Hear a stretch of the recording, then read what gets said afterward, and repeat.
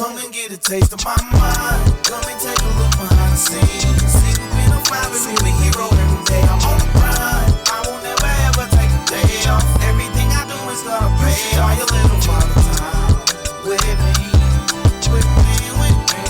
You should try your little father time with me, with me, with me.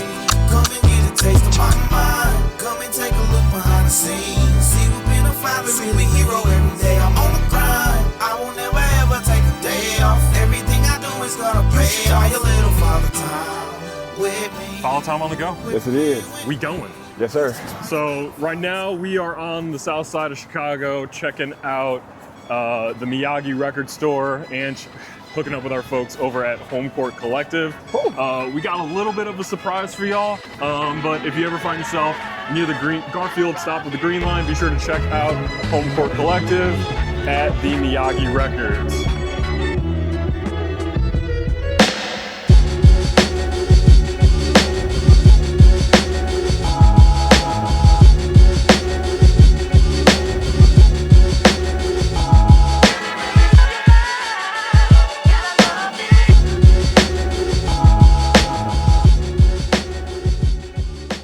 What's up, guys? Yo, crazy, we are just. That's what's up. All right, well, that's what we came to do. That's what we came to do. All right, so I was wondering about your play party hosted Miyagi Blair, and we're here with Alex and Melissa, Homecourt Collective, excuse me, over here in the Hyde Park area. So if you're over by the Green Line, make sure you pull up. So Alex, Melissa, kind of tell people about Homecourt Collective, like how you guys got into this. Yeah, I think both of us are really fortunate where both our life passions ended up being like our careers. I have a filmmaking background, so when I out of school, kind of went into marketing, and I made a career out of myself in marketing. And for her, mental health has always been a passion of hers, and she ended up being a full-time therapist. So for us, our love became our work. No matter how much you love what you do, work is kind of work no matter what. Yeah. So for us, like, we really want to find a craft where we could kind of start together, but also not have our livelihood be in stake. Got it. So. Yeah, and with that too, that creativity and kind of trying to figure out what were some mediums for creativity. We were trying to think about, what were some spaces that allowed that, what were some spaces that encouraged that. Yeah. And for both of us, a lot of our work often happened in coffee shops. A lot of connection happened in coffee shops over a cup of coffee, and so we kind of started exploring what that could look like, and kind of found that mutual ground and kept going and just kept exploring, kept trying things, a lot of trial and error, until what we have here is Homecourt Collective, and we're hoping for that continued growth as well. Yeah, it was nice for us to start something and being okay at being bad at it. You know what I mean? Yeah. And I think that was so fun because we tried to roast coffee the first time, or like even try to make coffee. It was terrible, but it was bad. Yeah. But it was fun though, because we were both just entering this new craft and we had no idea what we were doing. Yeah. But being okay with being bad at something was actually really liberating. So individually and I guess together, like what does fatherhood mean to you guys? Go first. Well, so I come from a Filipino background, and fatherhood was, I'm very fortunate to say, such a beautiful experience for my sister and I. Most of the times it was like mom throughout the week, and then we got like dad hanging out on the weekends. Just that's how their work schedule worked out. Yeah. The weekends, such great core memories. He would take every opportunity he could to make sure that we were on a bike, grabbing a hot dog, grabbing a Slurpee, just something to kind of like fill the memories. And then over the years, as we've grown, he's kind of allowed us to see some of his own passions. Part of it is like working on cars. Part of it is just learning and reading on that as well. Yeah. So a lot of fatherhood for, I think, my family and me and my sister were kind of just like seeing what he was into, and also just like kind of learning, especially with like coffee as well. So my dad and I, when I was in college, we carpooled a lot, quite a bit to work together, just because we worked in the same area. And so I didn't drink coffee until I was in my 20s. And he really got me into that every single day because that was kind of his ritual. So a little bit of his ritual of coffee, I would kind of try that out, taste that, and then boom, a love for coffee kind of came up with that. So fatherhood was a lot of like sharing, exploring, and just kind of like being curious. But a lot of good, gentle love. Yeah. Fatherhood for me, I lost my father when I was in high school, early in high school. So a lot of my memories of my dad was through my older cousin that experienced him. And so what I hear a lot from is like my dad was always a dreamer.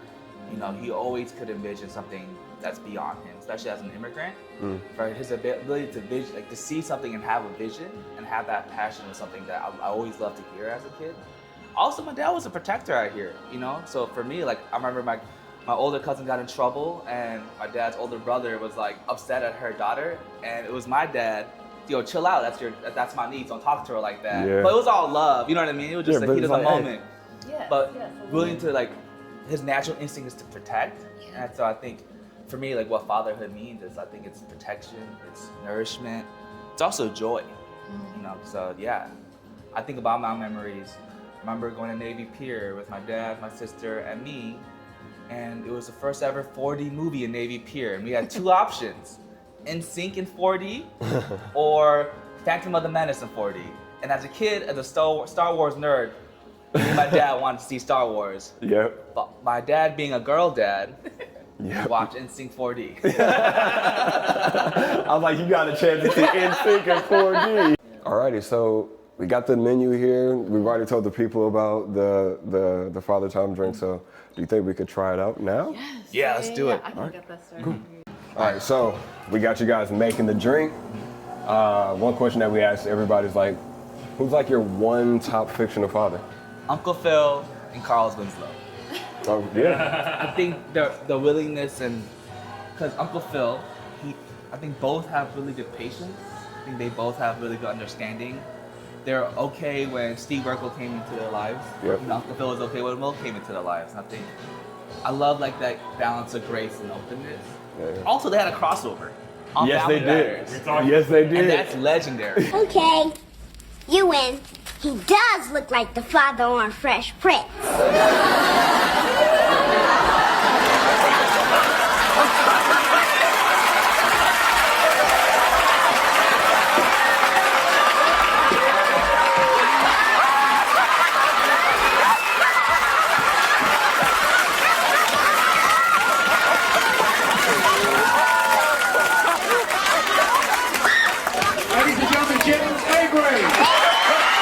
So he just walks in and fucking and they hug each other. I remember that moment.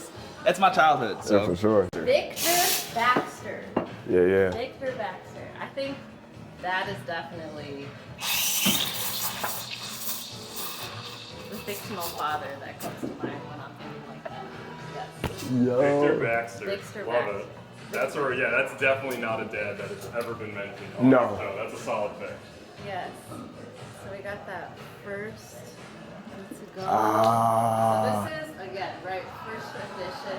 We love your feedback, but this is the banana bread for the Father Time Markets. How's the other shot? It's in there? Yes. Thank you. So imagine your logo instead of our logo. Yes. So we're creating a stencil for your Father Time's logo. Yes. Bro, Like it? that's perfect. I'm not even like being fugazi. Yeah. That's fucking perfect. That tastes just like tastes like banana nut bread, bro. Yeah, but I was trying to think about all the dads that I've like been watching growing up, and Victor Baxter definitely was the guy that He's the dude. He's the dude. He was caring. He was funny, suave, smooth. He could dance, cook, like, yeah. And now this is a different rendition to add a little more nuttiness to the drink. Cheers, bro. Cheers, dog.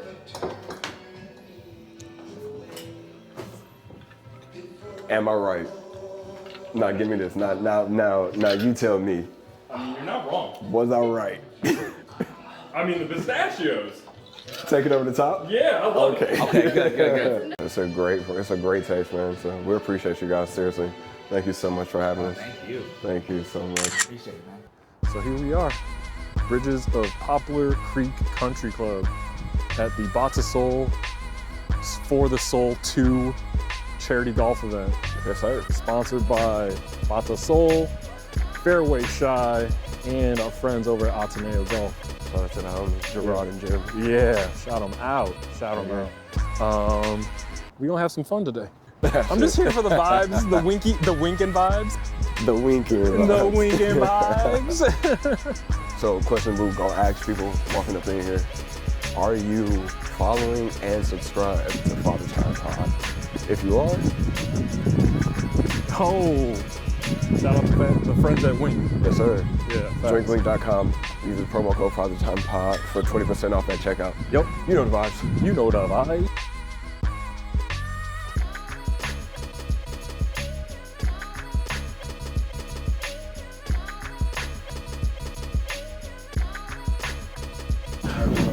All right, so Father Time on the go with my man Zach.